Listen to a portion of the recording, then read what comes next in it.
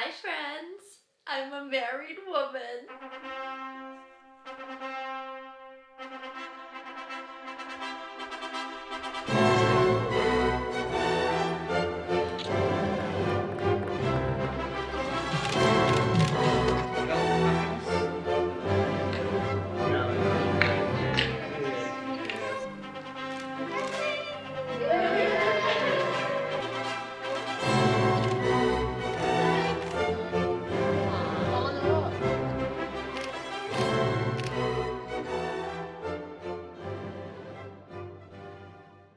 I'm just gonna go ahead and give you what you want. Here are the estimated totals for what we spent for the mini elopement, but if you want to see how that's broken down, stay tuned for the rest of the video. In this video, I'll be sharing all the details from our mini elopement, including price, special touches, and planning. So if you yourself are planning on having a smaller ceremony, this video can help you paint a picture for your own special day. So for some context, I have been in a long-distance relationship with my now husband, Callum, for the past 6 years. And we first met when I studied abroad in England at the University of Sussex. So we spent a year together in England, and then after my year was up, I moved back to New Mexico and he stayed in England. And ever since then, we've been visiting each other back and forth in our respective countries. As you can imagine, these years have been filled with a lot of adventure, a lot of heartache, and a lot of growth. And we've been so ready and excited to begin this new chapter of our lives together and to finally close the gap. And so the most natural step for us to make that happen was to get married. We got engaged in October 2023 and it was a magical experience, and our original plan was for me to move over to England on a fiancé visa just as an engaged couple and then eventually get married in England. But then we decided to skip that step altogether, get married in America, and then in that way I would apply directly for the family visa before moving to the UK. Growing up, I always envisioned myself having a medium to larger sized wedding because I have such a huge family. But because Callum and I have been so excited to start our lives together and simply just live in the same country together, we decided to prioritize having a wedding sooner rather than waiting and planning for a bigger ceremony. If we weren't in a long distance relationship trying to close the gap, we probably would have stuck to something larger and more traditional, but since that's not the case, we started planning our mini elopement. We had 9 people attending in total. So that was Callum, me, both sets of our parents, and then our siblings. We didn't have a photographer, we took our pictures ourselves, and luckily for me, my brother actually became an ordained minister to marry off some of his friends, and so naturally we picked him to do our wedding for free.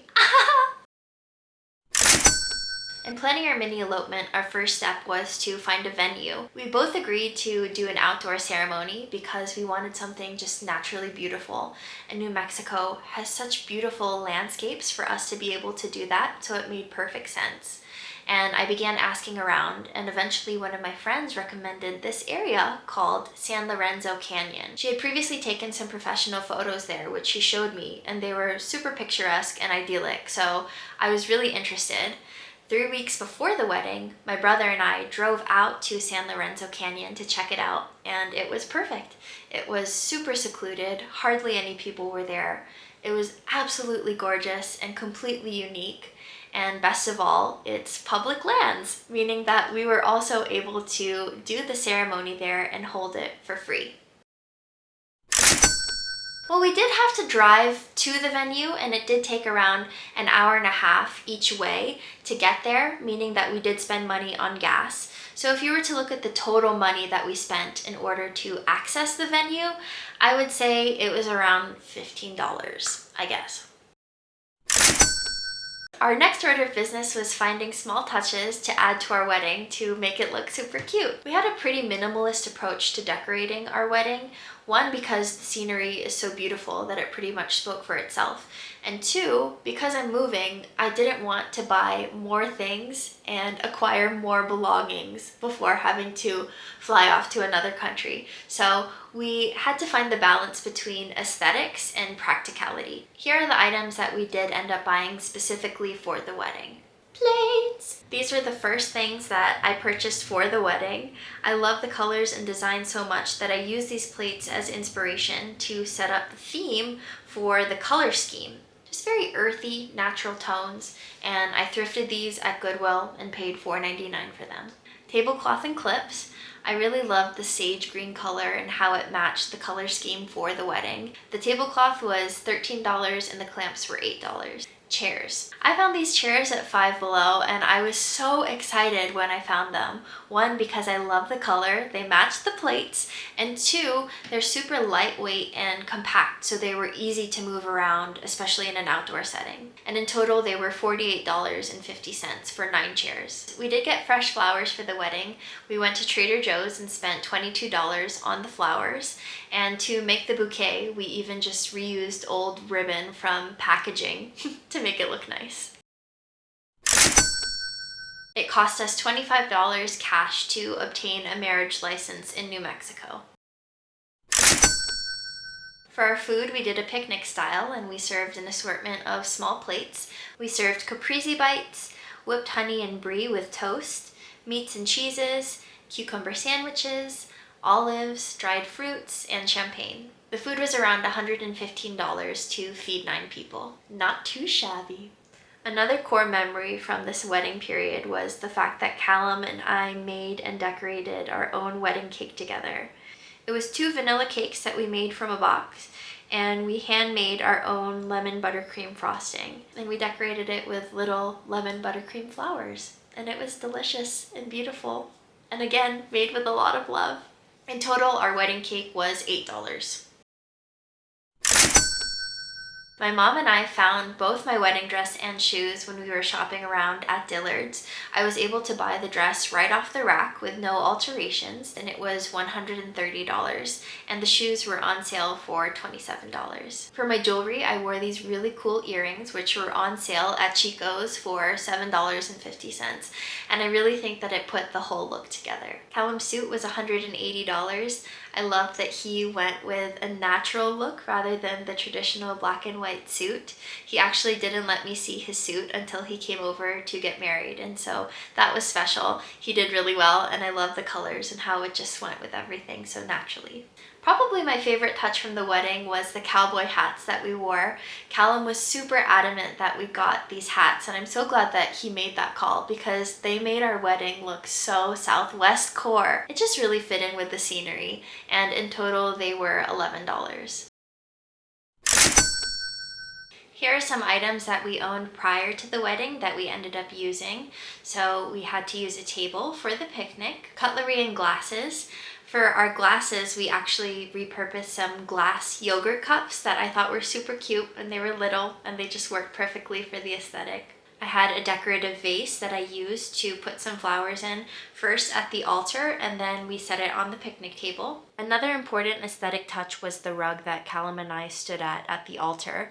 It used to just decorate my room, so I was happy that it fit with the color scheme, and it just emphasized our space together really well. For hair and makeup, we did that ourselves. I actually had some quality time with my mom before the ceremony, and we got ready together, which I thought was really fun. I also used the camera that I'm filming with right now to film the ceremony itself on a tripod, and we set up another phone to catch a different angle of the ceremony.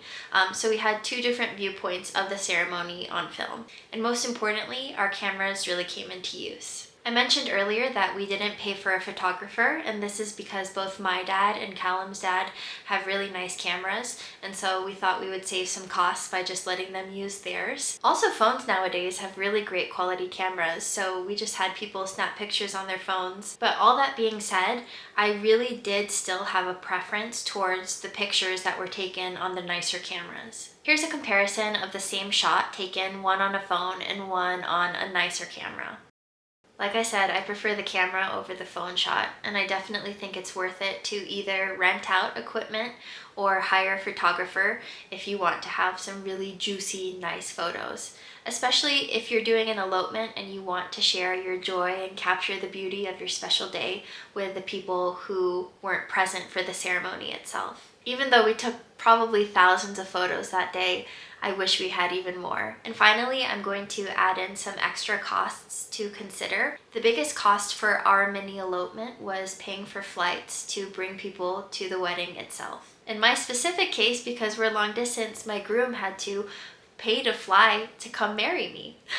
Callum's family and my dad had to also fly in to New Mexico in order to be a part of the wedding. For the sake of this video, I'll just be including Callum's cost to travel to be at the wedding because he was the only one legally required to be there. Another reason I'm keeping this cost in this video is I found it pretty normal for couples to travel for their elopement, and so I just want to keep it in as a realistic spending expectation. And finally, accommodation. Callum and I chose to spend 5 nights in a local hotel so that we could have some alone time. The total for the 5 nights at a hotel was $630. So here's a broken down total of all the costs that we spent for the mini elopement, this time in detail.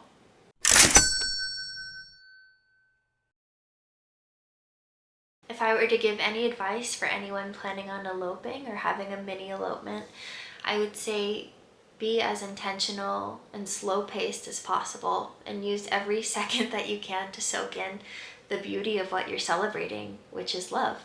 Having this mini elopement was such a special experience to me and to Callum and to everyone involved. It was so intimate, and something that I'm so grateful for is how we were able to be so mindful and intentional with everything that we did. We really took our time with everything and had so much flexibility in how we wanted to carry out the service and our time together. In fact, because we had so much flexibility with our time, before our ceremony, Callum and I hung back for a bit for some last moments just together as a couple alone. And we connected to the land, shared some offerings that we brought, said prayers together, and cleansed ourselves before we stepped into this new chapter together. And having that moment and being able to share it together was divine. Nothing felt rushed. I felt very present. I felt very held and supported and nurtured. I would also say use your elopement time to do everything that you dreamed of. Make sure that you tick off all of your boxes. And just a final side note, a lot of couples, ourselves included, originally planned to have a second larger wedding ceremony after their elopement. But oftentimes they end up not doing the second ceremony because of the costs and the added stress that planning a second wedding would entail. Especially if the first elopement went really well, it kind of ticks the boxes, so there's no need, there's no necessity, there's no deep desire to carry out the second ceremony. That being said, it might be a good mentality for you to treat your elopement as if it's your one and only wedding ceremony, even if you do plan for a second one in the future, just in case your plans change. So with this, try and incorporate everything that you would find important to experience, like speeches, a bouquet toss, the first dances, anything that really sings or speaks out to you that you'd like to experience. Do it all in your elopement so that you have these memories in the event that this is the only ceremony that you do. An elopement is just as special as a larger wedding, so really treat it as such. I hope this video was helpful for you, and thank you so much for being here. Bye!